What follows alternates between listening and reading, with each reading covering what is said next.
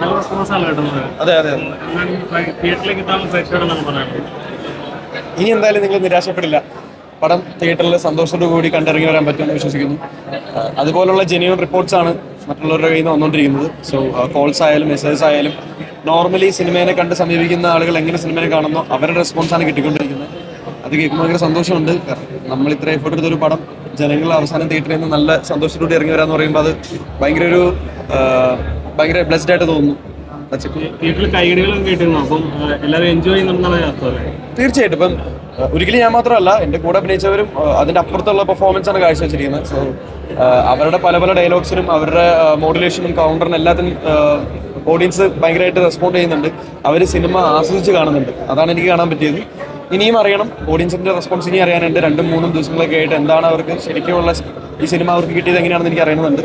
അതിനുവേണ്ടി വെയിറ്റിംഗ് ആണ്. Thank you.